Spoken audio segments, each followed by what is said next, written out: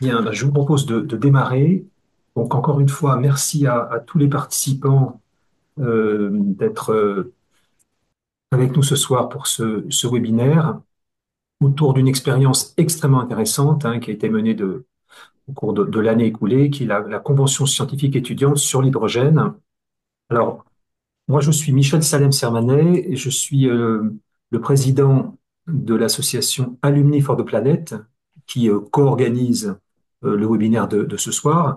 Je vais vous dire deux mots sur Alumni for the Planet et ensuite je vous rappellerai les objectifs de ce webinaire et je vous présenterai les quatre intervenants que nous avons le plaisir d'avoir ce soir. Alors, Alumni for the Planet, c'est une association d'intérêt général qui a été créée il y a 4 ans, en 2020, et qui est soutenue par les pouvoirs publics, donc à la fois l'État et l'ADEME. Et puis on a la chance d'avoir une marraine voilà, qui est Valérie Masson-Delmotte, voilà, ancienne coprésidente d'un des groupes du GIEC, donc très engagée sur les questions environnementales et climatiques. Et alors, qu'est-ce que nous faisons? Nous sommes partis du constat suivant, qui a un lien avec ce que l'on va dire ce soir, qui est que de nombreux collaborateurs, et en particulier de nombreux collaborateurs en entreprise, diplômés de l'enseignement supérieur, donc de nombreux alumni en entreprise, en activité, euh, sont de plus en plus sensibilisés aux enjeux climatiques et environnementaux, mais beaucoup ne savent pas comment ils pourraient agir concrètement au sein de leur entreprise.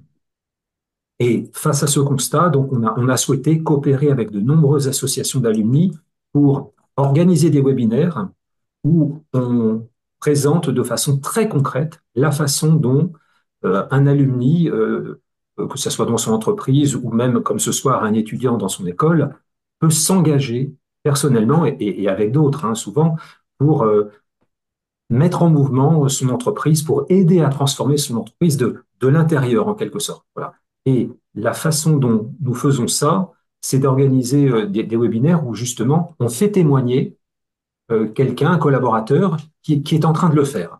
Et il y en a un certain nombre qui peuvent, de cette façon, inspirer tous les participants à ces webinaires à eux aussi s'engager au sein de leur entreprise privée ou de leur organisation publique pour contribuer à la transformation de leur organisation face aux enjeux climatiques et environnementaux. Voilà. Donc voilà ce que nous faisons au sein d'Alumni for the Planet et nous sommes donc très heureux d'organiser ce webinaire qui s'adresse, c'est son originalité, vous allez le voir, tant aux étudiants qu'aux alumni.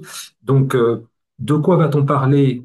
Nous allons vous faire un retour d'expérience sur une initiative, comme je dis tout à l'heure, extrêmement intéressante et surtout, c'est une première, qui est cette convention scientifique étudiante, en l'occurrence sur les usages de l'hydrogène.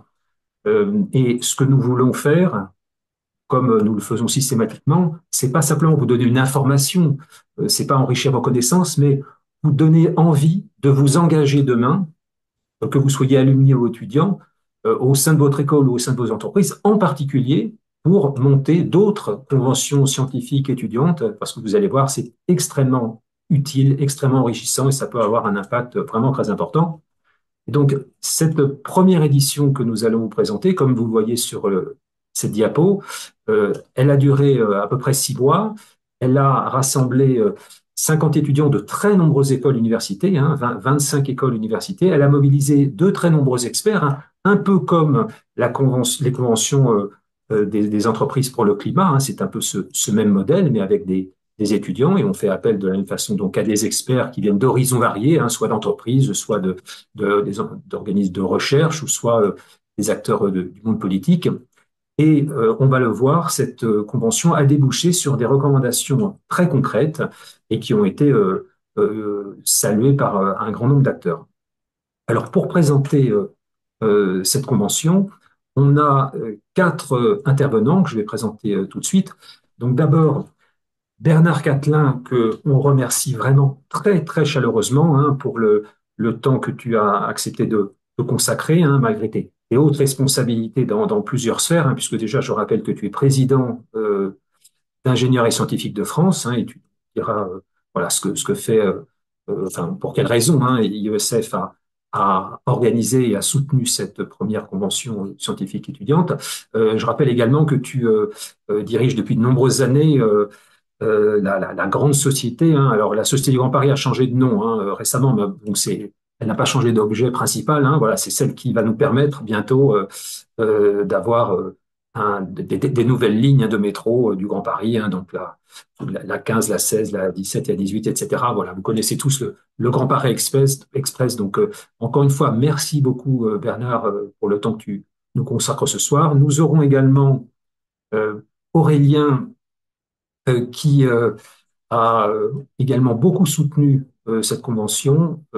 Aurélien est un alumni des arts et métiers et il est depuis quelques années président des jeunes promos des arts et métiers. Nous aurons également Yasmine qui a participé, qui pourra vous expliquer de manière extrêmement concrète et extrêmement personnelle, voilà, la façon dont ça s'est passé et ce que ça lui a apporté. Yasmine est étudiante des mines de Paris. Et enfin, Amaury a été un des co-organisateurs pardon, de cette convention, un des initiateurs également. Il est alumni des mines de Paris et aussi impliqué au sein des IESF au titre des jeunes promos. Du coup, je passe tout de suite la parole à Bernard, Bernard Catlin, donc président d'Ingénieurs et Scientifiques de France, pour que tu nous dises finalement pourquoi IESF a soutenu cette initiative, voilà ce que ça a apporté, et puis peut-être des perspectives sur d'autres types de conventions scientifiques étudiantes qui pourraient être organisées prochainement. Bernard? Oui, merci Michel. Bonjour à toutes et à tous. Alors, quelques mots d'abord sur IESF, Ingénierie Scientifique de France. Alors, on est un tout petit peu plus ancien qu'Alumni for the Planet, puisque c'est une association qui, sous des formes diverses, a été créée en 1848. Bon, c'est un peu ancien. Alors, tous les membres d'IESF n'étaient pas présents à la création et notamment, nous avons un comité jeune promotion qui est particulièrement actif et qui est à l'origine de cette convention scientifique étudiante. IESF, donc, c'est une fédération d'associations qui a vocation donc à représenter, qui est ouverte à l'ensemble des ingénieurs et des scientifiques, comme son nom l'indique, et qui a vocation à représenter ces ingénieurs et ces scientifiques auprès des pouvoirs publics, à porter un certain nombre de sujets, à faire la promotion des métiers d'ingénieurs et scientifiques auprès du public et notamment des jeunes générations lycéens, collégiens, de façon à leur donner envie de rejoindre ces métiers. Et puis, sur un certain nombre de débats de société, de pouvoir apporter sa contribution et essayer de faire avancer les choses. Donc dans cette logique-là, la convention scientifique étudiante portée par ce comité jeune promotion nous a paru une excellente occasion de faire. Il s'agissait quelque part de s'inspirer de ce qu'ont pu être les conventions citoyennes, mais de le faire sur des sujets éminemment scientifiques, pas forcément simples à aborder comme c'est le cas du sujet de l'hydrogène, et de demander à des personnes, en l'espèce des étudiants et étudiantes qui n'étaient pas à la base, loin s'en faut, des spécialistes du sujet, mais qui avaient, de par leur formation, une approche scientifique, d'écouter, d'auditionner des spécialistes du domaine. C'est tout ce que tu as rappelé dans l'élaboration de cette convention. Et puis, les ayant auditionnés, d'intégrer ce qu'ils avaient pu dire, d'en débattre et de faire un certain nombre de propositions sur le sujet, propositions qui ont ensuite été présentées au pouvoir public et en particulier au ministre de l'Industrie. Je trouve que c'est une approche qui est évidemment extrêmement intéressante parce que elle permet quelque part dans un contexte où la parole scientifique est quelquefois mal entendue, voire décriée, de réintroduire cette approche scientifique, de le faire dans une logique de vulgarisation, mais dans le bon sens, d'appropriation de sujets complexes par des personnes qui ont cette approche méthodologique. Et effectivement, c'est quelque chose qu'on a commencé sur l'hydrogène, mais on se dit qu'il y a énormément de sujets sur lesquels ce type de démarche pourrait être reproduit en particulier sur des sujets évidemment environnementaux ou des sujets socio-écologiques, des sujets éthiques.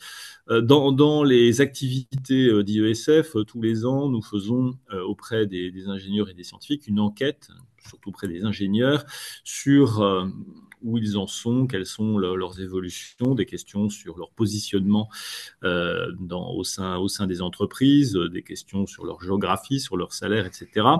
Dans la dernière enquête qu'on vient de publier, qui est celle donc de 2024, on voit qu'ils se sentent, globalement, les ingénieurs se sentent extrêmement concernés par le rôle qu'ils ont à jouer dans les transformations de la société. 80% ont répondu qu'ils se sentaient concernés, qu'ils avaient un rôle important ou déterminant à jouer sur le sujet, et que la contrainte écologique était le premier sujet, était parmi les quatre sujets qui les concernaient le plus, donc pour lesquels ils étaient prêts à s'investir. Les trois autres étant les contraintes géopolitiques, évidemment dans le contexte actuel, on comprend pourquoi, tout ce qui est contraintes sociétales, et puis également la transformation digitale. Les sujets d'éthique sont également importants, hein. Il y a beaucoup d'ingénieurs, plus d'un quart, qui disent avoir été confrontés à des manquements d'éthique avec des sujets au sein des entreprises. Donc, ce sont des sujets, des questions sur lesquelles on a évidemment envie de travailler. On a évidemment envie de reproduire ce type d'approche parce que ça nous paraît vraiment une approche extrêmement intéressante et qui peut permettre de diffuser cette culture scientifique de la façon la plus large possible. On a au sein d'IESF une charte des ingénieurs et scientifiques responsables qui a été préparée également, donc c'est aussi quelque chose dont vous pouvez prendre connaissance et que vous pouvez diffuser largement. Je pense qu'elle pose quelles sont les bases qu'on peut avoir pour exercer au mieux nos missions d'ingénieurs en étant responsables dans les transitions qui sont les nôtres. Et puis, je voudrais aussi féliciter tous ceux qui, comme Yasmine, et tous ceux qui les ont encadrés, encouragés, comme Amaury ou Florian, pour le travail qui a été fait, parce que bon, vous allez voir que c'est un travail qui a été très productif, qui était un travail de pionnier, donc on a découvert en avançant. Et bien, tout ce que j'espère, c'est qu'au travers de ce séminaire, de ce webinaire, pardon, on pourra déclencher des vocations, des envies de nous rejoindre. IESF est complètement ouvert pour ça. Vous êtes évidemment les bienvenus si vous avez envie de vous mobiliser sur des sujets analogues. Voilà ce que je voulais vous dire en introduction, mais je pense que le mieux maintenant, c'est de rentrer dans le vif du sujet et de voir ce qu'est la production de cette convention scientifique étudiante. Merci beaucoup. Un grand merci, Bernard. Donc, j'indique à tous les participants que nous diffuserons l'ensemble de ce diaporama et également la charte, hein, dont Bernard vient de parler, hein, ingénieur et scientifique responsable, hein, que nous vous encourageons vivement à découvrir. Et donc, merci aussi, encore une fois, Bernard, pour le soutien très fort, hein, des IESF à l'organisation de cette convention. Et puis, on soutient par avance à d'autres conventions du même type, hein. On le voit, les conventions des entreprises pour le climat, les CEC, sont maintenant dans le paysage. Il y en a sur différentes thématiques, dans différentes régions. On souhaite de la même façon, hein, que les conventions scientifiques étudiantes se développent, hein, compte tenu de leur impact. Et c'est sûr que IESF peut beaucoup y aider. Merci encore Bernard. Je vais passer la parole maintenant à Aurélien qui va nous présenter également son implication, hein. Donc Aurélien, comme je l'ai dit tout à l'heure, est alumni des arts et métiers depuis 5 ans et président du groupe des jeunes promos depuis 2 ans. Et voilà, donc est-ce que tu peux nous dire Aurélien, voilà, comment les jeunes promos des arts et métiers se sont impliqués et plus globalement l'association des alumni des arts et métiers dans la préparation et la réalisation de cette convention scientifique étudiante. Très bien. Alors bonjour à toutes et tous. Ce que tu n'as pas précisé, Michel, c'est que Aurélien Guès, qui malheureusement n'a pas pu être là, est un camarade de promo et qui est justement l'instigateur et l'animateur du comité Jeunes Promo IESF. Du coup, c'est ce comité Jeunes Promo qui a eu l'idée de cette convention. Donc, il m'en a parlé euh, dès qu'ils ont eu l'idée. Euh, déjà, comment est-ce que nous, Arts et Métiers Alumni, on a soutenu cette manifestation? L'IESF et le comité Jeunes Promo avaient besoin de lieux pour pouvoir faire se dérouler cette convention scientifique étudiante. Donc, on a mis à disposition quelques jours, quelques week-ends, notre siège donc, au 9 bis avenue d'Iéna. Et aussi, on a mis à disposition la résidence Arts et Métiers de Paris pour pouvoir accueillir les différents étudiants parce que je ne sais pas si ça a été dit, parmi les 50 étudiants, il y a eu une volonté de représentativité et donc de représentativité aussi entre territoire et Île-de-France. Et donc, ça nécessitait une logistique importante. Pourquoi est-ce que on a décidé de soutenir cette manifestation? Bah, parce qu'on a considéré que c'était un excellent moyen d'appliquer étudiants et alumni dans les challenges liés au dérèglement climatique, au changement climatique et à tous ces enjeux environnementaux. On a la volonté, en tant qu'alumni, d'être un acteur de la sensibilisation de nos camarades, nos sociétaires, sur ces enjeux climatiques particulièrement. Et on veut, mais voilà, inciter nos jeunes sociétaires ou nos étudiants à devenir des ingénieurs responsables et des ingénieurs citoyens. Et donc, ce format de convention scientifique étudiante répondait parfaitement à cette volonté. Ça permet de responsabiliser pardon, les futurs ingénieurs et les futurs scientifiques sur ces sujets. Ça permet aussi de découvrir un mode de fonctionnement avec de l'échange. On va se renseigner, on va confronter plusieurs points de vue, confronter plusieurs sources d'informations. Et donc, on considère que c'est un mode de fonctionnement qui est plutôt sain et qui est plutôt intéressant pour les futurs ingénieurs et les futurs scientifiques. Donc, pour toutes ces raisons, il nous paraissait très important de pouvoir soutenir ce projet, soutenir le déroulement de ce projet. La thématique aussi nous a intéressés car bon, l'hydrogène, c'est quelque chose dont on entend beaucoup parler depuis quelque temps, où parfois on manque d'éclairage scientifique et technique justement sur l'application de cette technologie et de ce procédé pour répondre à des besoins liés au dérèglement climatique. Et donc procéder de la sorte ou de manière scientifique, technique, pragmatique et méthodique, les étudiants ont dû se confronter à des choix complexes de priorisation, ont dû analyser les investissements possibles faits sur cette technologie, ont dû réfléchir aux projections de ces choix techniques dans le temps, notamment pour lutter contre le dérèglement climatique. Ça nous paraissait être une méthode saine et quelque chose à encourager et qu'on veut voir aussi se répliquer après. On a envie que ces jeunes qui ont participé à cette convention scientifique étudiante aient acquis cette façon de penser et cette façon de réfléchir pour qu'après, dans leur vie professionnelle et dans leur vie personnelle, ils puissent répliquer cette méthode et avoir un regard critique, pragmatique, scientifique sur les différents sujets, notamment qui ont attrait à des impacts sociétaux ou environnementaux. Euh, donc voilà toutes les raisons qui nous ont poussés à soutenir cette manifestation. J'ajoute aussi que c'est cohérent avec la nouvelle identité et la nouvelle stratégie que la communauté arts et métiers s'est fixée, à savoir devenir pour les étudiants, former pour l'école et être pour les alumni les leaders des industries responsables. On met en œuvre depuis quelques mois maintenant un certain nombre d'initiatives ou on soutient un certain nombre d'initiatives pour aller dans ce sens. Donc la convention scientifique étudiante du comité Jeunes Promo et IESF fait partie de ces initiatives que l'on a soutenues. On a également co-organisé le parcours industrie de la Convention des entreprises pour le climat, donc qui est toujours en cours, qui consiste à réunir un certain nombre de dirigeants d'entreprises et à travers un parcours de plusieurs week-ends euh, jalonnés d'ateliers, jalonnés de conférences, d'éveiller ces dirigeants d'entreprise aux enjeux environnementaux et surtout de produire une feuille de route pour que concrètement ils puissent, au sein de leur organisation, appliquer une politique et une stratégie qui sera favorable à la préservation de l'environnement. On a également, en 2023, soutenu le comité étudiant qui était peuplé de nombreux gazards de la COP3 étudiante qui s'est déroulée à Angers. Donc pareil, on retrouve une action dans laquelle les alumni pour justement ces thématiques d'environnement. Euh, on a notre think tank qui publie un certain nombre de rapports et qui oriente maintenant ces sujets sur les sujets justement de responsabilité environnementale et sociétale. Et on organisera, on n'a pas encore fait l'annonce, mais prochainement, euh, les journées usines ouvertes qui ont vocation à éclairer nos concitoyens sur l'industrie et à mettre en valeur les initiatives positives qui sont faites en termes de réindustrialisation responsable.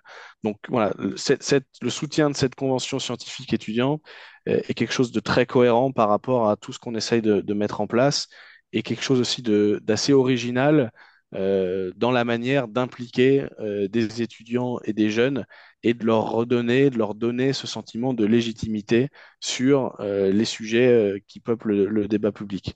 On remarque que parfois, les techniciens, les ingénieurs, les scientifiques se sentent moins légitimes euh, que des gens qui graviteraient dans le monde économique ou dans le monde politique pour donner leur avis sur des problématiques de société.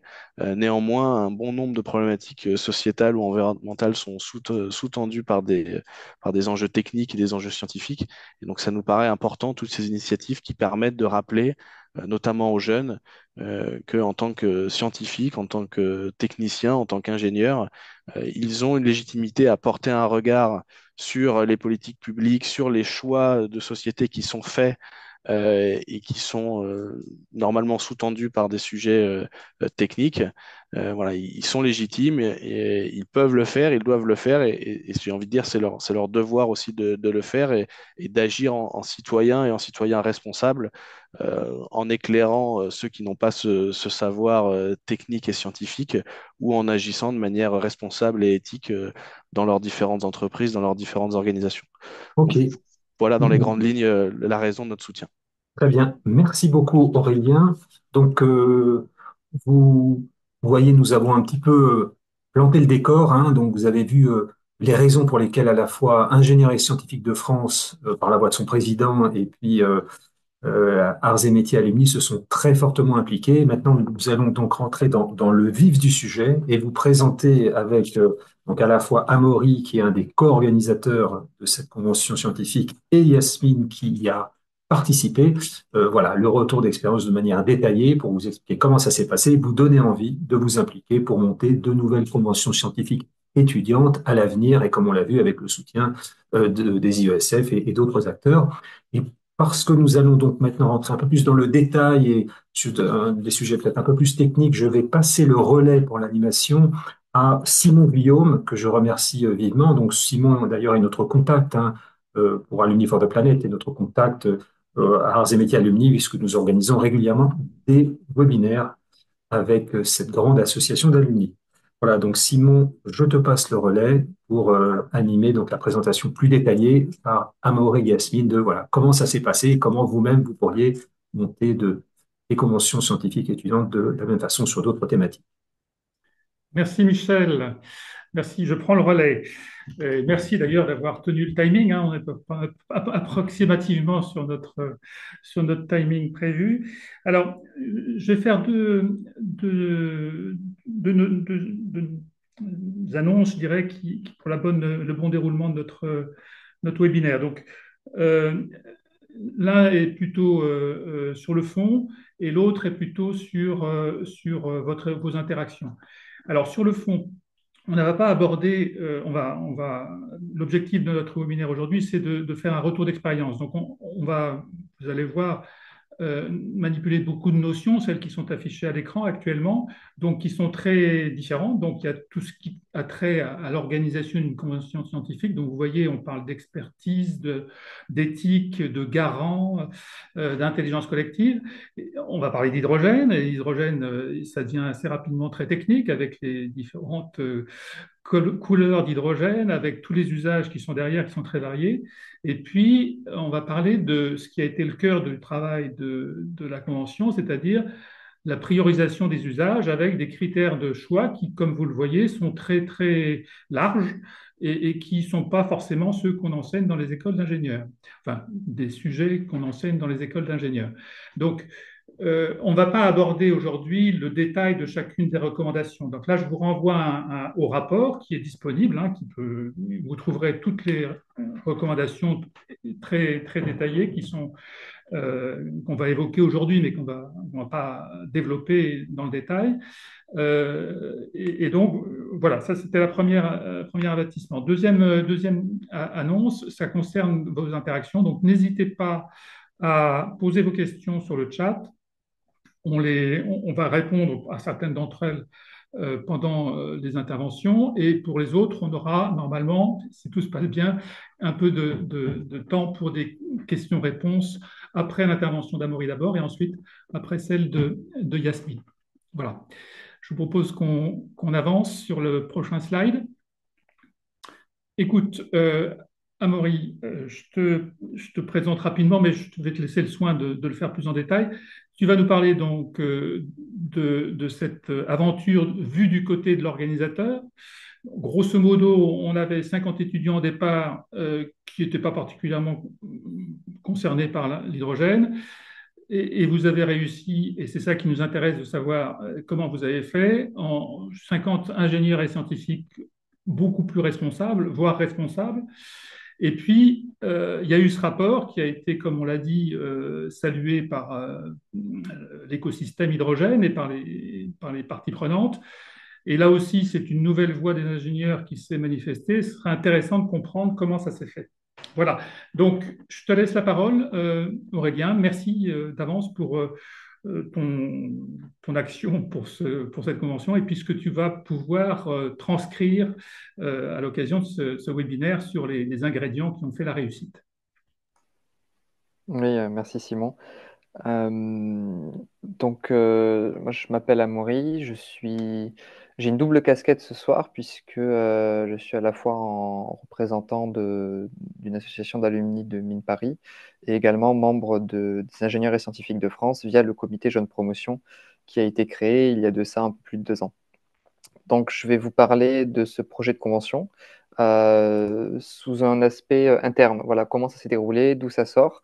Alors déjà, je voudrais vous dire que j'étais pas tout seul sur ce projet de convention, fort heureusement d'ailleurs, puisqu'on était à peu près une douzaine à travailler sur le projet. C'est une idée qui est sortie, voilà, on discutait un peu de ce qu'on pouvait faire pour améliorer globalement la parole scientifique dans le débat public. On regrettait un peu que la science n'ait pas la place qu'elle devrait avoir et donc on a voulu agir un peu pour aller dans ce sens-là. On représente pas mal d'écoles quand même, et pas que des écoles parisiennes, puisqu'on a plusieurs mines, on a plusieurs centrales également, Arts et Métiers qui est assez présent, ECAM, etc. Donc on a des profils assez variés. Nous sommes globalement des jeunes ingénieurs et scientifiques. Alors on peut discuter de la définition de jeune, mais de façon relativement arbitraire. On s'est dit qu'on était jeunes ingénieurs si on avait un peu moins de 10 ans de boîte. Donc, qu'est-ce que ce projet-là? Il s'agit d'un format qui s'est inspiré du format de la Convention citoyenne pour le climat, donc qui avait eu lieu en 2018 de mémoire, qui réunissait 150 citoyens et citoyennes autour du sujet climat et qui ont rédigé un rapport et 150 propositions à destination du gouvernement. Alors, notre convention est un petit peu différente puisque ce ne sont pas 150 citoyens et citoyennes, mais 50 élèves, ingénieurs et scientifiques qui ont été réunis pour discuter de la thématique de l'hydrogène, qui se sont formés autour de plein d'experts et d'expertes qui ont débattu longuement sur le rôle de l'hydrogène dans la décarbonation. Donc, je vous ai parlé un petit peu de pourquoi on avait développé ce projet de convention. En fait, ça partait d'un débat, d'un constat. Euh, Déjà, l'hydrogène, on en discutait entre nous, c'est présenté comme une solution d'avenir, ce que c'est certainement, mais même en tant qu'ingénieur, on avait vraiment du mal à avoir une vue d'ensemble sur le sujet. Ça nous paraissait comme un sujet très nouveau, un peu brumeux. Donc, la voiture à hydrogène, c'est bien ou c'est pas bien. L'avion à hydrogène, c'est bien ou c'est pas bien. Les trains à hydrogène, c'est bien ou c'est pas bien. On se posait toutes ces questions et on avait du mal à avoir un condensé scientifique assez global sur le sujet. Et on s'est dit, bah, si nous, en tant qu'ingénieurs, on a déjà du mal à distinguer le vrai du faux, on va dire, bah, les citoyens dans leur ensemble auront encore plus de mal à se projeter. Donc, on s'est dit qu'on allait proposer une nouvelle forme de consensus, de débat scientifique. En plus de ça, en récupérant des communautés qui sont jeunes, puisqu'elles sont étudiantes et qui, par définition, n'ont pas déjà des intérêts dans différents endroits, puisque quelque chose qu'on peut regretter également, c'est qu'aujourd'hui, une intervention de scientifique ressemble beaucoup à une intervention très courte de quelqu'un qui travaille souvent dans une entreprise qui a des intérêts sur un plateau télé, qui va exprimer un avis très tranché en 30 secondes. Et on regrettait un peu qu'on n'ait pas le temps, dans les médias, on va dire, traditionnels, de creuser les sujets dans leur complexité, et surtout dans l'aspect multi-enjeux qu'ils peuvent avoir, comme l'hydrogène. Alors, pourquoi l'hydrogène? Bon, ça, on en a parlé, mais on ne voulait pas non plus envoyer les élèves sur des grandes discussions philosophiques sur l'hydrogène. Du coup, on a décidé de les mettre face à une problématique, comme la problématique de la Convention citoyenne pour le climat. Ils devaient répondre à une problématique de recherche. C'était celle-ci dans le cas de l'hydrogène, avec dans quelle mesure et à quelles conditions les technologies liées à l'hydrogène sont-elles pertinentes pour atteindre les objectifs de développement durable dans un monde aux ressources finies? Et enfin, quels devraient en être les usages prioritaires? C'est une problématique qu'on a pris pas mal de temps à écrire, et surtout, on ne l'a pas écrit tout seul, puisque on l'a fait relire et valider par tout un tas d'experts. Et là, ça me permet de faire la transition, puisqu'on n'était vraiment pas tout seul à décider du projet. Le format de convention citoyenne, scientifique, mais ça reste une convention citoyenne, est un format qui est quand même démocratique, et du coup, on doit avoir un schéma de gouvernance pour s'assurer que tout se passe au mieux. Euh, donc le schéma de gouvernance, vous pouvez le voir ici. On a au centre un comité de gouvernance. On avait dedans plusieurs ministères, on avait l'ADEME, on avait des financeurs, on avait plein de profils différents qui validaient, on va dire, le format global de cette convention. On avait également trois garants. Euh, Caroline Véran, qui est une directrice d'agence de RSE. On avait un ancien de la Convention citoyenne pour le climat, Mathieu Sanchez. Et on avait un chercheur, un universitaire, Philippe Quirion, qui est également président du réseau Action Climat France. Et ces trois personnes avaient en charge de vérifier un peu ce qui se passait au sein de la Convention et avaient un droit de veto pour dire attention, là on s'éloigne un peu de l'objectif démocratique qu'on s'était fixé initialement. Donc c'est aussi des personnes qui nous ont beaucoup aidés à mettre en place cette convention, des personnes très engagées.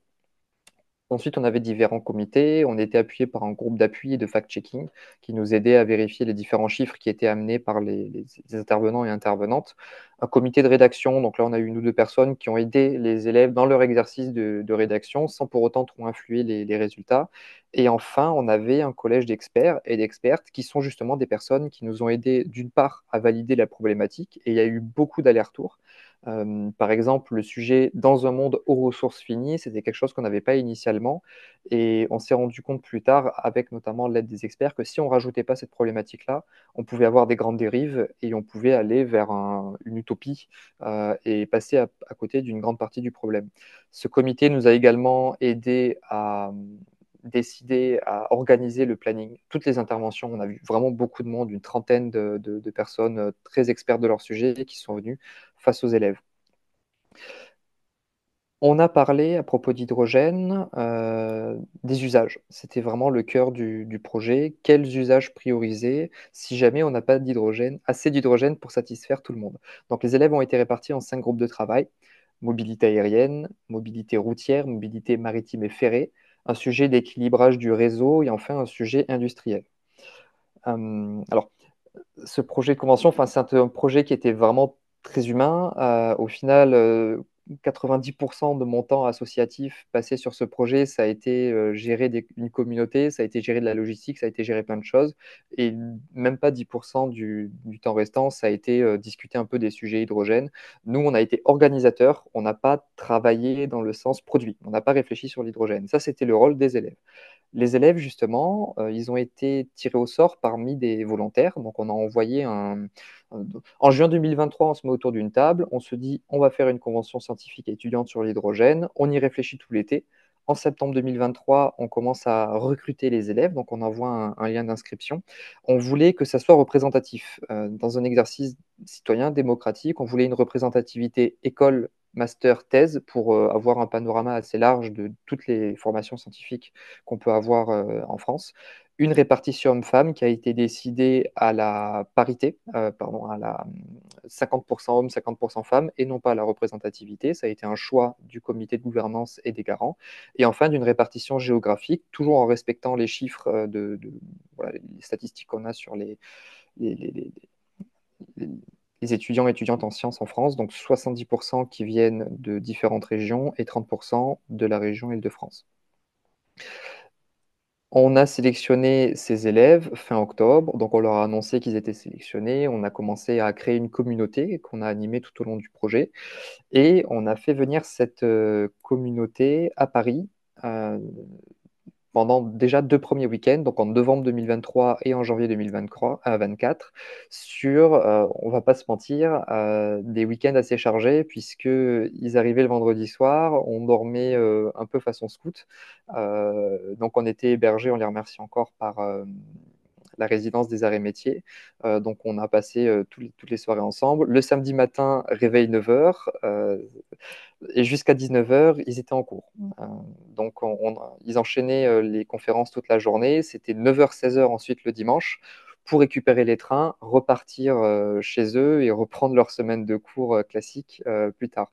Donc, ça a été quand même assez intense. Beaucoup de personnes sont venues. Des personnes qui venaient. On a pris un parti pris, c'était qu'on voulait donner la parole à tout le monde. Donc, on a eu beaucoup d'industriels sur toute la chaîne de valeur. De l'hydrogène, on est parti des équipementiers. On a eu Dynamics, donc EDF, qui est venu. On a eu Engie, le vice-président d'Engie. On a eu GRT Gaz, RTE. Beaucoup de personnes sont venues présenter leurs activités, leur point de vue sur l'hydrogène. On n'avait pas que des industriels, on voulait également avoir des associations, des expertises publiques, institutionnelles, académiques. Donc on a eu l'ADEME, on a eu le CEA, le Shift Project est venu également, CNRS, Creux, Académie des technologies. On a eu des associations militantes, on a fait venir des personnes de Pour un réveil écologique. Donc voilà, les élèves ont vraiment eu tous les points de vue. On a brassé vraiment large et ont pu se former et avoir une vision d'ensemble de l'hydrogène sur ces 2 week-ends. Après les 2 premiers week-ends de formation, on a eu 2 week-ends de débat démocratique, un en février 2024, un en mars 2024, où il y a vraiment eu dans le long débat. Pour vous donner un exemple, le dernier samedi, on a terminé à près de minuit, je crois, donc on a fait un 9h minuit de débat. Donc c'était très très intense, éprouvant, mais ça a conclu sur un beau rapport que je vous invite fortement à lire et à partager, contenant 28 présentations. Rapport qu'on a pu remettre au ministre. Donc, alors, il y a eu beaucoup de changements au niveau du gouvernement récemment, mais c'était Roland Lescure qui était ministre de l'Industrie, Agnès Pannier-Runacher qui était au début du projet ministre de l'Énergie, qui ensuite a basculé sur un autre ministère et qui aujourd'hui est revenu sur le portefeuille énergie. Donc, dans tous les cas, on a pu remettre le rapport au gouvernement à Bercy, dans un grand amphithéâtre, avec voilà, 300-400 personnes. C'était assez, comment dire, c'était super pour les élèves de voir qu'après tout ce travail, parce que ça a été énormément de travail, de voir que leurs recommandations ont été remises, ont été prises en compte. Bon, c'est des discussions qu'on peut avoir plus tard, mais en tout cas, elles ont bien été reçues, elles ont bien été lues. Beaucoup de personnes se sont intéressées au projet et c'était vraiment très gratifiant. Euh, alors, au-delà de l'aspect convention hydrogène, ce que j'en retiens en tant qu'organisateur, co-organisateur, ça a été de loin l'expérience la plus éprouvante que j'ai fait jusqu'à maintenant. Ça a été vraiment 6 mois intenses, je ne vais pas vous le cacher, mais pour rien au monde, je changerai quoi que ce soit, aucun regret non plus. Alors, je vous partage quelques images. Euh, Parce que c'était très manuel en fait, c'était très bénévole. Il a fallu trouver des financements, c'était pas très simple, c'était pas simple du tout même. Donc on a fait du lean management et on est allé au plus simple. Donc bon, on passait des soirées ensemble, encore une fois un peu à la scout. Les repas à la fin, c'est nous qui les faisions. C'était marrant, mais c'était vraiment bonne ambiance. Et il y a beaucoup de choses que je peux pas en fait vous faire passer ce soir, mais énormément de souvenirs et c'était vraiment une très très belle expérience. au-delà de l'investissement, on va dire, militantisme écologique, etc. Humainement, c'était vraiment super. Pour que ça a fonctionné, il fallait quand même un petit mélange, d'un alignement des planètes. Déjà, il faut que les personnes se mobilisent. Ça a été un projet très court et on ne pouvait pas le faire plus long, il fallait qu'on aille très vite. Il s'est passé un an, un peu moins d'un an, entre le moment où on en a parlé pour la première fois autour d'un verre, voilà, on était au bar, on en parlait la première fois, et moins d'un an plus tard, on remettait le rapport au gouvernement, donc ça a été très intense. Ça a été 6 mois particulièrement intenses entre le moment où on a envoyé l'appel à candidature aux élèves et le moment où on remettait le rapport. Euh, Bon, il y a eu beaucoup de travail d'animation. Ça, c'est très très important. Si vous vous lancez sur une dynamique similaire, le métier de concertation citoyenne est un vrai métier. Il faut avoir des gens qui savent le faire. Pour le coup, là, on était accompagné par Respublica qui avait animé la Convention citoyenne pour le climat et heureusement qu'on avait cette expertise. Ça a été beaucoup de travail d'organisation, beaucoup de travail de logistique. Les bénévoles étaient mobilisés sur les week-ends pour accueillir les participants, pour faire à manger, etc. Donc, c'est pas à négliger, ça fait quand même beaucoup de temps à investir. Et ensuite, on a eu quand même un alignement des planètes, notamment via l'Association Ingénierie Scientifique de France, où on a eu, il faut le dire, si on a pu mener un projet comme ça, c'est parce qu'on a eu le soutien de notre direction, de la présidence, de Bernard Catelin qui était en introduction du webinaire, également du délégué général Jean d'Ambreville. Donc sans ce soutien politique-là, on n'aurait pas pu faire ce... J'ai du mal à croire qu'on aurait pu aller au bout de ce projet-là. Donc ça part par une volonté politique et on a eu beaucoup d'indépendance. Ils ont très peu regardé ce qu'on faisait. On avait le champ libre. En tant que jeunes, ils nous ont laissé la parole pour mener ce genre de projet. Et au contraire, venez justement en expertise, en personnes qui ont de l'expérience pour nous aider et débloquer des situations où on avait un peu de mal à trouver des solutions. Euh, le travail de groupe a été essentiel. Tout seul, on n'y serait pas arrivé. Et au final, en faisant beaucoup de réunions hebdomadaires, des réunions en groupe de travail, ça a permis de débloquer beaucoup de situations. Donc vraiment, l'intelligence collective s'est révélée cruciale dans ce projet-là. Euh, Essayer de travailler de manière qualitative, c'est pas évident, mais il faut s'imposer beaucoup de rigueur, sinon les dossiers ont du mal à avancer. Mais là, on a réussi à s'imposer pas mal de rigueur. Et enfin, bon, on est allé sur de la priorisation. On n'a pas pu tout faire. Au début, on avait plein d'idées. En termes d'organisation, je parle, on avait plein d'idées, on n'a pas pu tout faire, mais on a priorisé, on a fait à l'essentiel pour arriver au bout. Euh,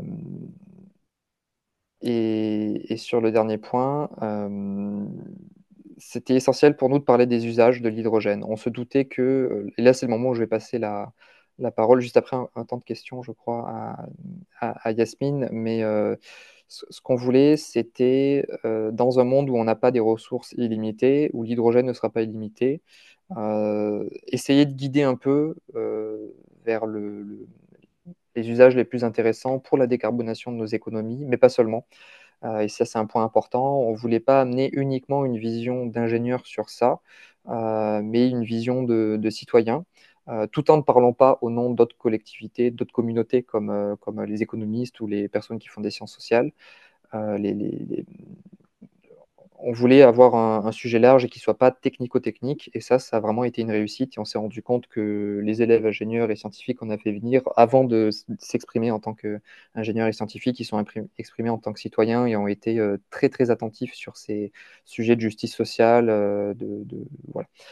Bon, je... Voilà. Simon, monsieur l'animateur, je crois qu'on est sur un moment de questions-réponses. Avant, je donne la parole à Yasmine. Merci Amaury d'avoir tenu le timing et on a des questions, donc c'est le moment effectivement d'y passer. Alors, j'en ai sélectionné quelques-unes auxquelles je n'ai pas su répondre dans le chat. Donc, est-ce que le périmètre de l'exercice était bien, comme je l'ai répondu, celui de la France ou c'était élargi au monde et à l'Europe? Les deux. Principalement, c'était la France. Pour Oui. l'association du coup ingénieurs et scientifiques de France, on s'est intéressé à nos usages français, mais bien sûr qu'on ne peut pas réfléchir à ces usages sans regarder un peu à l'international. Donc il y a deux choses. Déjà, il y a quand même, au niveau des interventions, Yasmine précisera mieux que moi, mais il y avait quelques sujets stratégiques avec l'Allemagne, avec l'Angleterre, sur l'énergie. Et surtout, on a clôturé la convention par une intervention de géopolitique de l'hydrogène. Et on a compris, enfin, j'imagine que j'ai écouté à moitié puisque je préparais le goûter en même temps, mais j'imagine que les élèves ont bien saisi qu'il y avait un énorme enjeu politique sur l'hydrogène et qu'on ne pouvait pas uniquement regarder ce qui se passait de notre côté. Alors, autre question. Est-ce que vous avez associé d'autres parties prenantes que des parties prenantes plutôt industrielles et techniques? Ouais. On avait, au niveau des intervenants et intervenantes, on a eu, je peux donner quelques exemples, déjà de la géopolitique, Mika Meret qui a parlé, du coup pas en ingénierie, mais en géopolitique.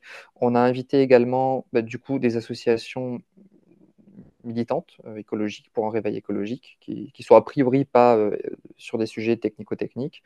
On avait également, donc le GIEC, etc., ça en reste sur du scientifique. On avait l'État, le secrétariat général à la planification pour l'investissement. On avait par exemple des entreprises, donc Harris Interactive, qui est venu parler des statistiques de, en fait, de la perception de l'hydrogène social. Qu'est-ce que les Françaises et Français pensaient de l'hydrogène? Et c'est quand même assez important sur ces sujets-là. Donc on voulait brasser large. Pour autant, on avait quand même une alerte, c'est qu'on ne voulait pas sortir de notre périmètre, on ne voulait pas faire ce qu'on reprochait peut-être à d'autres personnes, et rester en porte-parole des communautés ingénieurs et scientifiques, et ne pas parler au nom des économistes, ne pas parler au nom des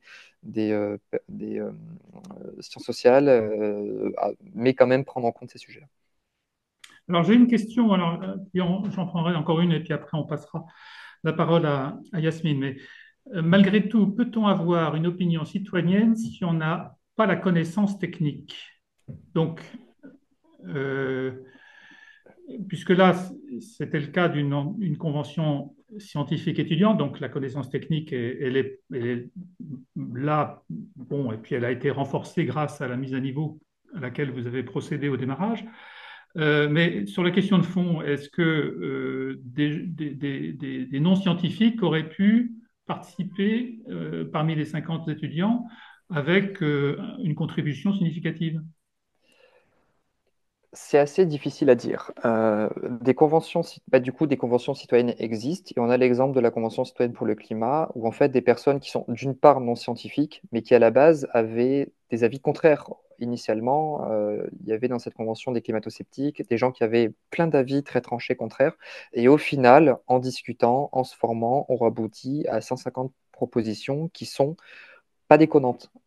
Donc, une partie de la réponse est de dire que oui, par retour d'expérience, on se rend compte que à peu près toutes les citoyens et citoyennes peuvent se former un minimum sur les enjeux scientifiques. Là, c'était différent. On avait quand même des élèves ingénieurs et scientifiques qui étaient câblés d'une certaine façon avec déjà un certain nombre d'années d'études. Donc, en termes d'animation et de concertation, on partait avec une base. Le retour d'expérience en fait des animateurs, c'était qu'on partait sur une base assez solide et qu'on pouvait approfondir les échanges. Je ne suis pas certain qu'une personne sans base scientifique aurait pu forcément suivre le rythme. Après, c'est du cas par cas, mais quelqu'un qui n'a pas du tout de base technique, on allait vraiment sur des points très précis. Je ne doute pas qu'il aurait pu avoir des interventions intéressantes et des points de vue intéressants, mais peut-être pas au niveau de ce qu'on a pu avoir via une communauté scientifique. Très bien, bah, écoute, merci encore et bravo, parce que quand on voit la vitesse à laquelle tout ça a été mené sans avoir l'expérience d'une première édition de la convention, en tout cas scientifique étudiante, je trouve ça assez remarquable. Et je pense que ça peut d'ailleurs conforter l'envie de Bernard Catlin de rééditer, parce que, en fait, et c'est quelque chose qui peut faire l'objet aussi d'une question, c'est dans quelle mesure, outre le rapport, outre je dirais, une mise à niveau sur l'hydrogène de tous les participants, on comprend. Est-ce qu'il n'y a pas non plus, au-delà de ça, une véritable capacité à mieux traiter des problèmes complexes et notamment dans un contexte d'incertitude qui a été développé chez tous ces scientifiques et ingénieurs? D'une part, oui. Là, alors, Yasmine en parlera mieux que moi, mais les retours des élèves, Les retours qui nous ont été faits sont toujours très positifs et ils ont été ravis de pouvoir échanger avec des personnes qui pensent en fait différemment, puisque au final, même en tant qu'élève ingénieur où on apprend de plus en plus à avoir des visions systémiques, on reste quand même dans nos promotions sur des formations des fois généralistes, des fois spécialisées et on n'a pas toujours l'occasion d'aller voir ailleurs. Et déjà, ce brassage d'écoles d'ingénieurs avec des cultures, des approches différentes a été assez enrichissant. Il est évident que, enfin, aujourd'hui, on constate qu'il n'y a pas les plateformes de réflexion, pas suffisamment de plateformes de réflexion pour poser ces problèmes-là qui, en fait, paraissent technico-techniques, mais sortent bien au-delà du seul scope de l'ingénierie. Euh, et il est évident qu'il faut y passer du temps pour y réfléchir. Et là, on a fait 4 week-ends, mais on aurait pu en passer 10, qu'on ne se serait pas ennuyé, qu'on aurait quand même des sujets à creuser. Donc nous, c'est ce qu'on pousse au sein d'Ingénierie scientifique de France, c'est qu'on prenne le temps de bien réfléchir à ce qu'on fait, parce que si, on n'aimerait pas faire des erreurs, parce que si on fait des erreurs aujourd'hui, on va vraiment le payer cher demain. Donc on milite plutôt pour prendre un petit peu de temps pour réfléchir, poser un débat scientifique, euh, donner ça aux décideurs, après ils font ce qu'ils font, donner ça à la communauté citoyenne qui en fait ce qu'il veut, mais qu'au moins on puisse dire aujourd'hui l'état des lieux scientifiques, c'est à peu près ça. Voilà D'accord. ce qu'on vous donne. Merci beaucoup, Marjorie. Bienvenue, Yasmine. Donc, toi, tu étais en seconde année quand tu as, deuxième année des mines quand tu as participé, donc l'année scolaire 2023-2024. Euh, et maintenant, tu as fait partie de ces 50 étudiants. Donc, tu vas nous présenter la vision vue d'une participante, notamment tout ce qui est résultat, bien sûr, et aussi, je pense que ce sera intéressant de développer les ingrédients clés qui ont été pour toi essentiels à la réussite et au temps fort de cette expérience. Et puis enfin, nous parler de ce que ça t'a apporté véritablement au regard de tes motivations initiales.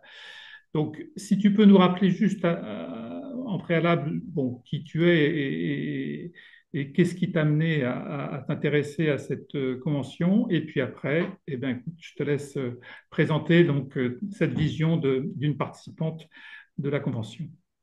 Ok. Merci beaucoup, Simon. Bonsoir à tous. Alors moi, ça a commencé par un mail en septembre qui a été relayé par le BDE de l'école et qui présentait globalement cette initiative qui était très novatrice parce qu'en tout cas, jamais on avait demandé l'avis d'étudiants enfin, jamais on avait demandé l'avis de scientifiques et encore moins d'étudiants. Donc c'était, je trouvais ça assez incroyable comme format et juste, il y avait cette question de la légitimité aussi. Et je trouvais ça assez dingue en tout cas, qu'on rende notre voix légitime. Et alors, pour ce qui est des motivations, je pense qu'on les partage, enfin, on partage les mêmes avec tout le groupe d'étudiants. La première, c'était qu'est-ce qu'on peut faire face à l'urgence de la situation climatique et, euh, et c'était une façon d'agir face à ça. Donc, enfin, c'était déjà une très bonne motivation de participer à cette convention. La deuxième chose, c'est le sujet de l'hydrogène. On l'a un peu dit, enfin, il est assez récent et il y a énormément de débats autour de la question. Donc, la deuxième motivation, je pense que c'était d'apprendre plus sur la question et un peu toutes ces questions. Est-ce que le train à hydrogène, c'est une bonne chose? Est-ce que la voiture à hydrogène, etc., etc. Et aussi d'approfondir vraiment ce sujet qu'on survolait généralement dans les articles ou autres. Et la troisième motivation, c'était cette expérience humaine et démocratique, donc de pouvoir travailler avec des personnes, enfin des étudiants venus de plein d'écoles de toute la France, enfin, qu'on n'aurait jamais eu l'occasion de rencontrer dans enfin, d'une autre façon, et de parler enfin, d'une thématique qui est extrêmement importante parce que à ce moment-là, on présentait un peu, enfin, l'hydrogène, on savait pas trop, mais ça se présentait comme une bonne alternative à la transition énergétique. Donc voilà.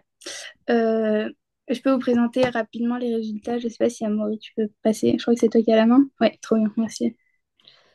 Alors pour les résultats, peut-être d'abord un point sur les couleurs de l'hydrogène. Alors il y en a énormément, mais celle qu'on peut retenir et qui concerne particulièrement la France, c'est l'hydrogène gris. Ça, c'est entre 95 et 98% de notre usage actuel de l'hydrogène. Donc, en gros, on casse un petit peu la molécule de méthane et ça, c'est un processus qui va libérer énormément de dioxyde de carbone, qui est extrêmement émetteur de gaz à effet de serre et c'est tout ce qu'on ne veut pas. Il y a une solution qui est de capturer ce dioxyde de carbone, mais qui n'est pas encore très performante, enfin, qu'on appelle l'hydrogène bleu. Et alors, il y a deux autres solutions après qui sont beaucoup moins émettrices, enfin, qui sont bas carbone, qui sont l'hydrogène jaune. Donc, l'hydrogène jaune, cette fois-ci, c'est on casse la molécule d'eau. Donc, on libère de l'oxygène et de la molécule de dihydrogène. On appellera hydrogène pour simplifier. Et donc, soit l'électricité vient du nucléaire et ça s'appelle de l'hydrogène jaune, soit ça vient du renouvelable et c'est de l'hydrogène vert. Et la vraie question, donc nous, on s'est surtout attardé sur cette deuxième alternative parce que c'est la plus viable au regard de l'urgence de la situation climatique aujourd'hui. Donc, essayer de produire une énergie qui soit bas carbone. Et donc, comme on peut le voir ici, pour pouvoir casser cette molécule d'eau, on a besoin d'électricité. Et le vrai problème, c'est qu'on n'a pas assez d'électricité en tout cas, pour satisfaire tous les besoins en hydrogène.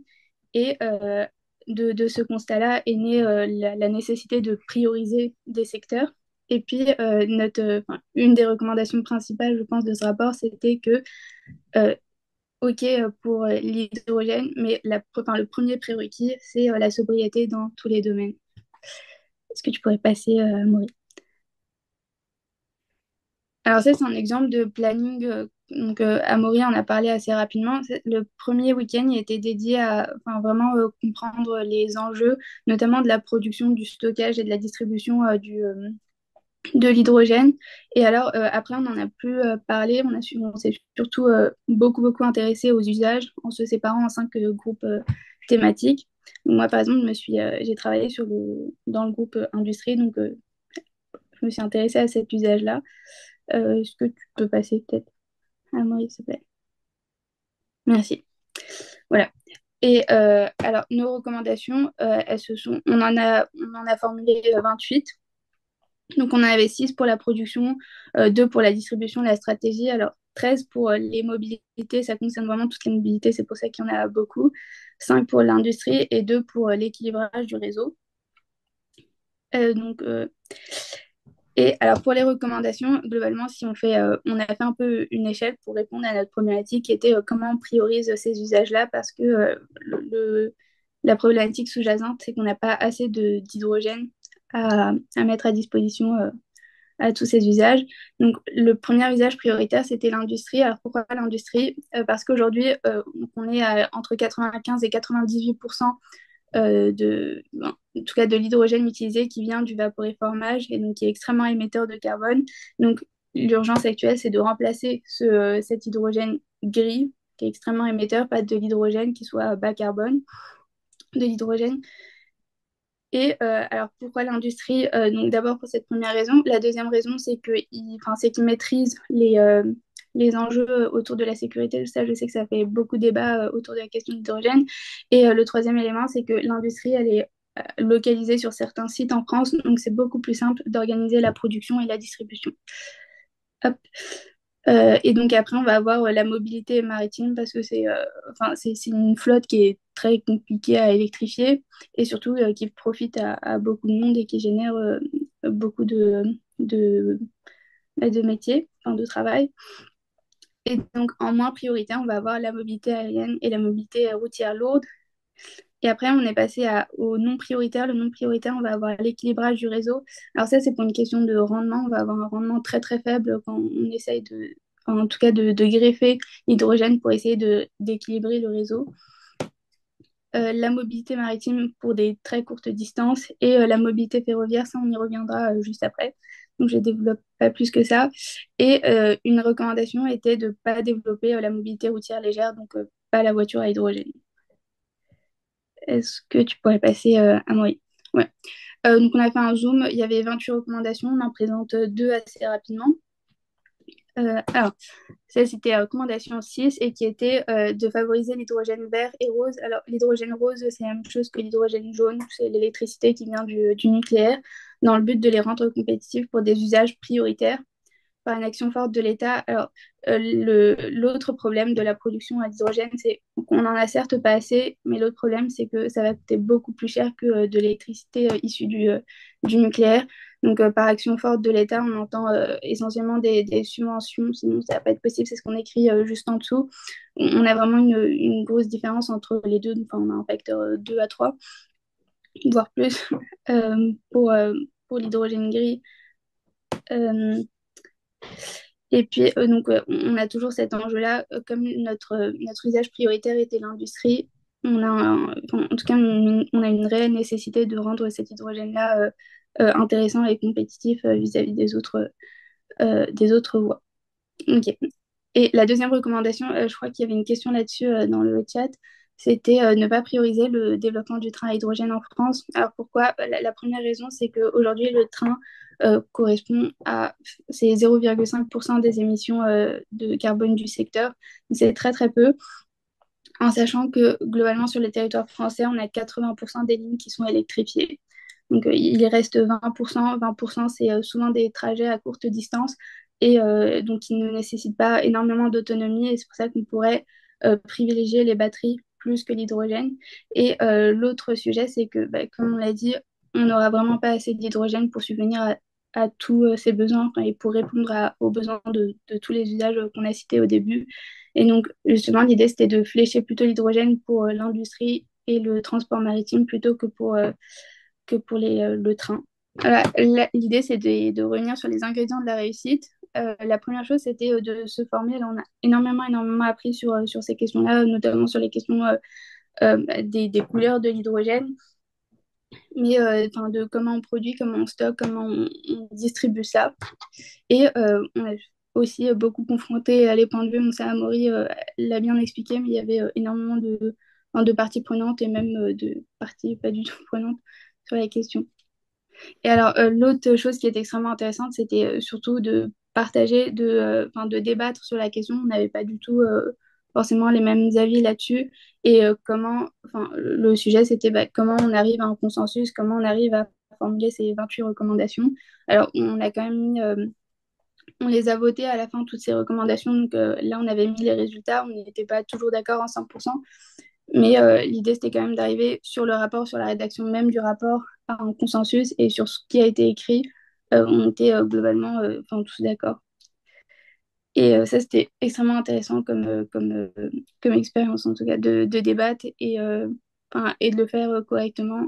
Et d'échanger en sachant qu'on n'avait pas tous travaillé sur les mêmes sujets, donc on n'avait pas tous la même expertise sur tous les sujets vu qu'on était dans plusieurs groupes de travail. Et alors, la dernière chose, c'est justement, ça c'était extrêmement intéressant, c'est comment on arrive à faire entendre la voix des ingénieurs et scientifiques. Donc, la première chose, c'est qu'on s'est rendu compte qu'on avait quelque chose à apporter sur la thématique, qu'on pouvait apporter un regard scientifique et que vraiment enfin, que c'était une valeur ajoutée dans ces sujets, qu'il n'y avait pas forcément que les regards économiques et sociaux sur ce type de sujet. Je pense que Amaury, tu pourras en dire un mot là-dessus. Ben, oui, bien sûr, je peux compléter. Euh, L'idée, c'était pas seulement qu'on se réunisse entre nous en tant que scientifiques et qu'on discute ensemble et qu'on soit d'accord ou pas d'accord, mais qu'on puisse en parler. Et au-delà de l'aspect hydrogène, qui reste aujourd'hui sujet à débat, et on appelle beaucoup au débat, qu'on puisse discuter de ces propositions dans nos rêves nos plus, dans nos plus grands rêves, on imagine qu'il y a d'autres formats de conventions scientifiques qui se lancent. Par exemple, avec IUSF, il y en a déjà qui sont dans les cartons, voire d'autres formats de conventions sur l'hydrogène pour approfondir certains sujets qu'on n'a pas pu approfondir. Euh, et au-delà de l'hydrogène, il y a l'aspect convention qu'on voulait mettre en avant, c'est-à-dire d'essayer d'apaiser les choses. Euh, de dire qu'on est capable, que des jeunes personnes, des jeunes ingénieurs sont capables de se mettre autour d'une table et de se mettre d'accord sur certaines conclusions. Euh, et c'est ce format-là qu'on voulait vraiment mettre en avant, plutôt que d'arriver avec des avis très tranchés et de crier très fort. Euh, et on voulait appeler au débat plutôt que d'imposer quelque chose. C'est vraiment ça le message qu'on a essayé de faire passer. C'est pas évident. Je vous cache pas qu'en tant que scientifique qui amenons quelque chose qui n'est pas très sensationnel au sens médiatique du terme, c'est pas simple de se faire une place. Donc ça demande beaucoup de travail. Mais ça, c'est un boulot qu'on fait au quotidien via le comité Jeune Promotion, alors en spoilant peut-être un petit peu, avec une convention qui se prépare côté comité docteur, parce qu'on a également un comité docteur chez USF avec plein de jeunes personnes, portant justement sur la désinformation scientifique et sur le lien entre production des connaissances scientifiques et réception par la société civile. Donc, au-delà des sujets hydrogènes qui sont très intéressants et éminemment stratégiques pour notre avenir, il y a quelle place pour la science et le débat scientifique dans les prises de décision. Voilà. Donc, c'est surtout sur le format qu'on essaie de communiquer. Merci beaucoup, Yasmine. Alors, je voudrais revenir sur certains éléments que tu as présentés. En particulier, à un moment, quand tu présentes, tu fais le zoom sur les deux recommandations. Est-ce que tu peux revenir, Amaury, sur le slide? Là, il y a un vote donc, pour départager les avis. Comment ça s'est passé, ce vote par les participants? Euh, Déjà, c'était notre décision, ça, de proposer un vote. On partait pas là-dessus au départ. On s'est dit que justement, on voulait faire un peu comme ce qui avait été fait pour la Convention citoyenne pour le climat. Et on trouvait que c'était plus transparent de mettre le vote. Et surtout, on se disait que en tant que scientifique, on avait aussi le droit de pas être d'accord et on voulait le montrer, ça. Et donc, c'est pour ça qu'on a organisé ce vote. Et comment ça s'est fait concrètement? Il y a eu, ça a été un vote dématérialisé. Donc, on votait chacun dans notre coin. Personne ne savait ce que l'autre votait. Et on l'a fait le dernier jour, donc le dernier dimanche. Et on a voté recommandation par recommandation. Et on a même voté la priorisation que je vous ai présentée au départ. Donc, on devait prioriser les usages selon nous et on a pris la priorisation qui revenait le plus. Et globalement, sur les priorisations, on était tous d'accord. C'est sur les recommandations chacune où on n'était pas forcément d'accord. Et alors, il y a une raison à ça, c'est qu'on n'a pas forcément travaillé sur tous les sujets. Par exemple, moi, du coup, j'avais travaillé sur l'industrie, j'avais pas travaillé sur l'équilibrage du réseau. Donc, j'ai eu 3 week-ends où j'avais pas du tout les connaissances que eux avaient acquis sur l'équilibrage du réseau. Et donc, on se sentait pas forcément tous légitimes pour donner un avis sur des recommandations pour lesquelles on n'avait pas forcément travaillé ou approfondi le sujet. D'accord. Voilà. Et est-ce que vous aviez produit davantage que 28 recommandations et certaines sont tombées parce qu'il n'y avait pas un consensus suffisant ou comment ça s'est passé? On a surtout revu, il y avait plus de recommandations au départ et on en a essayé, enfin il y en a qui allaient bien ensemble, donc on a essayé de synthétiser en 28 recommandations au lieu d'en faire 3 qui auraient pu être regroupées. C'est surtout ça qui s'est fait. Après, il y en a il y avait des recommandations qu'on voulait formuler mais qui touchaient pas à proprement parler le sujet de l'hydrogène et celles-ci on les a abandonnées parce que justement c'était pas à nous de parler de ce sujet-là. D'accord. En tout cas, je trouve que l'argumentation, alors là, ce qui est présenté à l'écran est très simplificateur, mais vous pourrez retrouver Mm. dans le rapport pratiquement à peu près une page par recommandation, enfin un peu moins, mais pas loin, d'une page par recommandation qui expose effectivement encore plus dans le détail les justifications, l'argumentation qui y a derrière le choix de cette recommandation. Euh, donc d'ailleurs, j'ai rapidement regardé les statistiques de vote. Hein, le vote est très majoritaire. Enfin, je veux dire, l'abstention et les contre sont toujours à moins de 20% ou quelque chose comme ça. Enfin, j'ai pas en tête le, le- le total des votes contre en moyenne, mais c'est assez faible. Alors, il y avait une question. Pourquoi séparer l'hydrogène vert du jaune? À part la définition, est-ce qu'il y a des recommandations qui concernent plus particulièrement le jaune et d'autres qui concernent plus particulièrement le vert? Alors, l'hydrogène vert, la problématique, c'est que ça dépend beaucoup du développement des énergies renouvelables et on n'est pas encore très OK sur le sujet. C'est pour ça qu'on a regroupé et c'est tout le temps formulé comme ça dans le rapport, c'est hydrogène bas carbone et on parle des deux systématiquement. Mais aujourd'hui, on n'est pas du tout en mesure, en tout cas, l'offre d'hydrogène vert n'est pas encore suffisante, donc on regroupe encore les deux. D'accord. En tout cas, enfin, la distinction qu'on a faite a été essentiellement hydrogène émetteur de carbone et hydrogène bas carbone. C'est surtout ça. Alors, je crois que vous avez fait justement, puisque tu t'es occupé du groupe production, puisqu'il y a une recommandation qui concerne la production, enfin plusieurs qui concernent la production, il y avait des questions autour de pourquoi, est-ce que vous avez considéré l'importation d'hydrogène ou ça a été d'emblée mis de côté? Si on en a pas mal discuté, le problème de, de l'importation, c'est tout ce qui va être le transport même de où est-ce qu'on importe cet hydrogène, le transport jusqu'à la France et puis de la France jusqu'au site qui nécessite cet hydrogène. Et donc il y avait tout ça. Et en gros, sur toute cette chaîne de valeur, on va avoir énormément d'émissions de carbone et c'est pour ça qu'on se disait que justement, la France, elle est très en avance sur la partie électrolyse et production, et production ici d'hydrogène à partir d'électrolyse. Et c'est pour ça qu'on a surtout considéré cette voie-là que l'importation. Et ça, c'est plutôt le parti pris de l'Allemagne qui, pour le coup, peut pas se permettre de, de produire parce que son mix énergétique est plus carboné que le nôtre. D'accord. Oui, puis il y avait aussi peut-être des questions de modèle d'affaires avec l'importation. Enfin, c'est vrai que ça change beaucoup la donne, hein, et puis, c'est pas des choses qu'on maîtrise forcément, l'importation. C'est aussi une Oui. question de souveraineté. Il y a aussi l'autre question qui est le stockage de l'hydrogène qui est très compliqué aujourd'hui. En tout cas, oui, c'est très compliqué. Et si on l'importe, il y a ce sujet-là à prendre en compte. Alors que, nous, l'idée, c'était, OK, la première priorisation à faire, elle se fait pour l'industrie. Et l'industrie, c'est très simple parce qu'on peut produire sur les sites locaux et l'utiliser en tant que tel. Donc, on n'a quasiment pas de stockage à prévoir et on n'a pas de perte non plus de ce qui a été produit. D'accord. Alors, autre question. Euh, bon, il y a tout un développement dans les questions autour de justement de cette question de l'option importation qui change éventuellement la donne sur un certain nombre de sujets. Donc, je vais ne pas prendre tout ça. Alors, euh, oui, alors la question du coût de l'énergie, là, je vois qu'une question qui, qui, qui tourne autour de ça, que ce soit H2 vert ou jaune, le coût de l'énergie pour le produire va être déterminant. Donc là-dessus, est-ce que vous avez aussi, est-ce que ça a conditionné, est-ce que vous avez analysé ce sujet, est-ce que ça vous a conduit à certaines recommandations?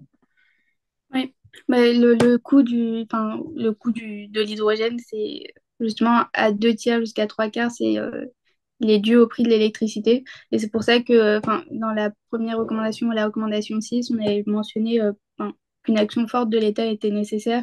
Et ça pourra se faire que par une subvention. On ne voulait pas se prononcer plus que ça sur la subvention. Est-ce qu'on doit subventionner le producteur ou le consommateur? Parce que justement, on disait que ce n'était pas à nous, scientifiques, de se positionner sur la question. Mais effectivement, on en a parlé en tout cas, on l'a bien signalé que des subventionnements étaient nécessaires.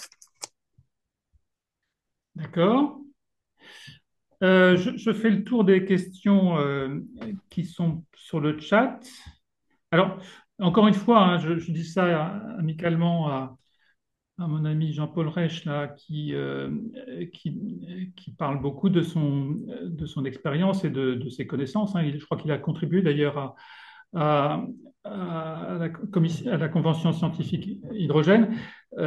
Encore une fois, hein, donc le but, c'est pas aujourd'hui de rentrer dans tous les choix et de rentrer dans chacune des recommandations. Encore une fois, c'était le process qu'on a présenté, la largeur des recommandations, leur justification et les critères qui ont été pris en compte pour les hiérarchiser.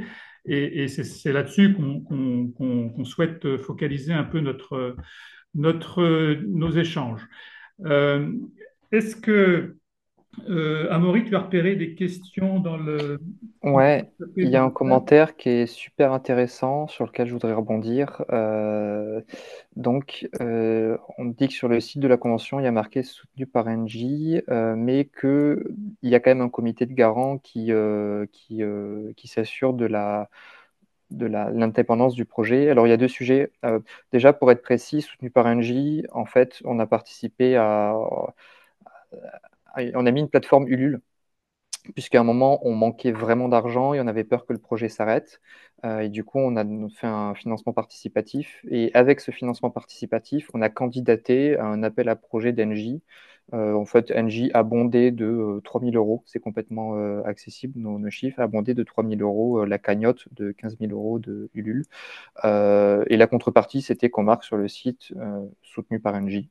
Euh, Si vous, en fait, les recommandations des élèves ne vont pas vraiment dans le sens des intérêts d'Engie, pour être franc.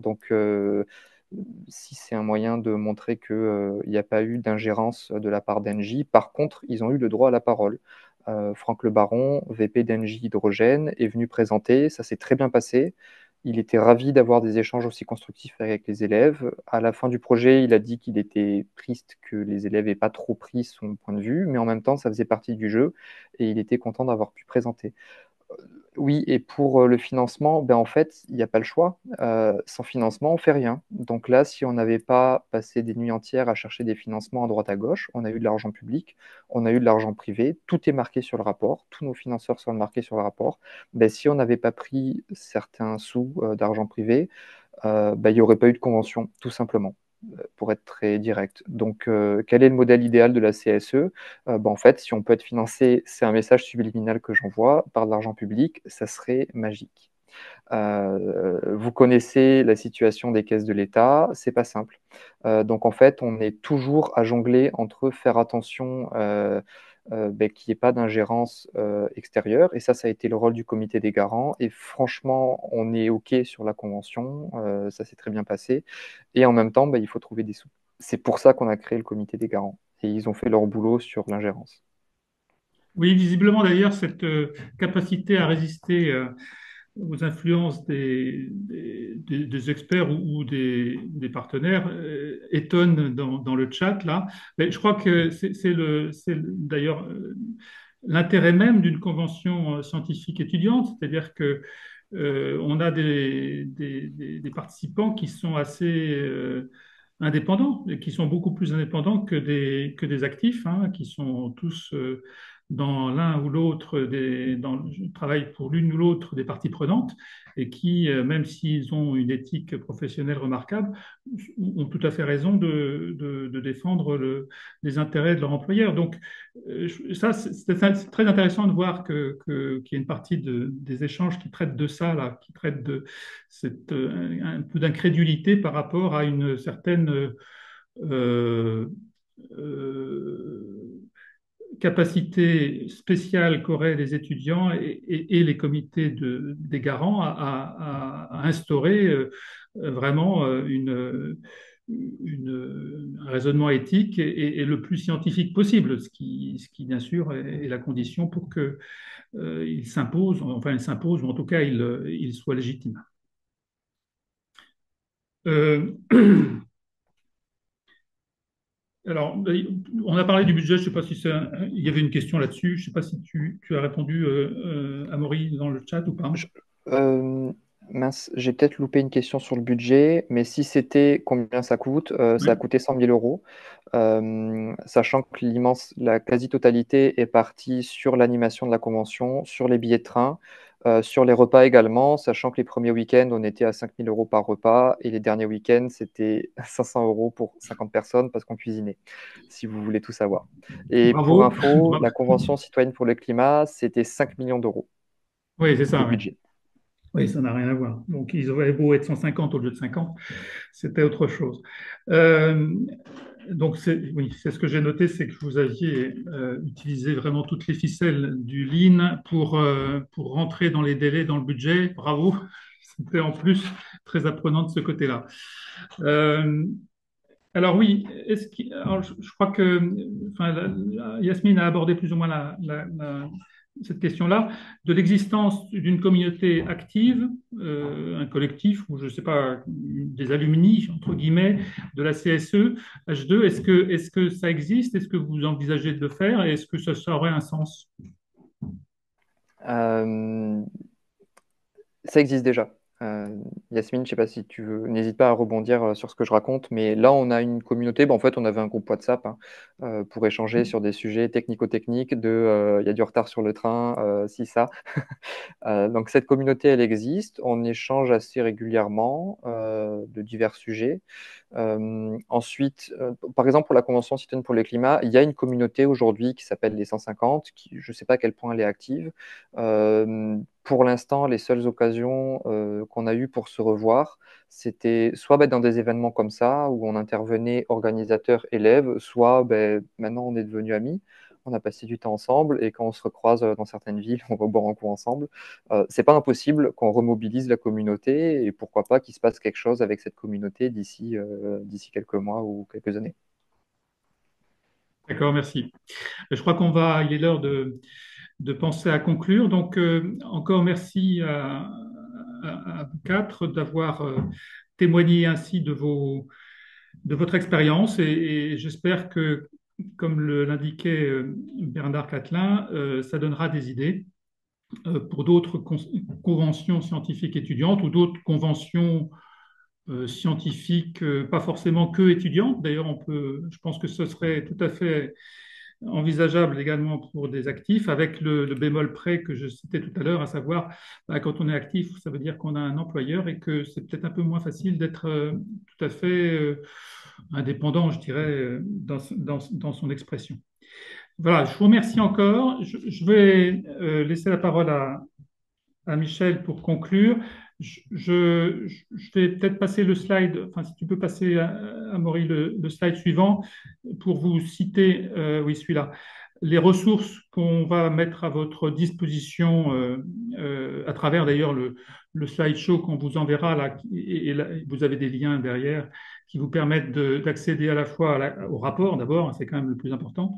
Et il y a eu à cette occasion-là d'ailleurs, Planète 1G a fait d'ailleurs on voit Amaury là sur cette photo, un très bon podcast, très intéressant sur le sujet. Et puis, Arts et Métiers n'a pas été de reste, puisque dans la revue, il y a eu plusieurs articles sur le sujet. Vous trouverez aussi des liens vers la charte ISR des IESF, l'enquête IESF 2023, je vous engage, enfin 2023-2024, je vous engage à la lire, elle est très instructive. Et puis je voudrais partager des annonces sur des conférences prochaines. Alors, du GP, Développement durable RSE, qui sera autour d'une autre convention, hein, qui sera la convention des entreprises pour le climat, donc basculer vers l'entreprise régénérative. C'est au début novembre, je crois. Regardez sur le site. Il y a la conférence organisée par Acadie Paris. Les ingénieurs ont un rôle à jouer pour la société qui est programmée également début novembre. Et puis, n'hésitez pas à consulter et à vous abonner à la page LinkedIn AM Transition. Vous y trouverez tout ce qui concerne ce qui se fait de bien en matière d'industrie responsable au sein de la communauté. À très bientôt et merci encore à Alumni for the Planet pour l'organisation annuelle de ce webinaire qui est toujours très intéressant. Oui, merci beaucoup Simon et un grand merci aux quatre intervenants, hein, donc Amaury, Yasmine et Aurélien, également, je crois qu'il a dû nous quitter, mais à Bernard Catlin.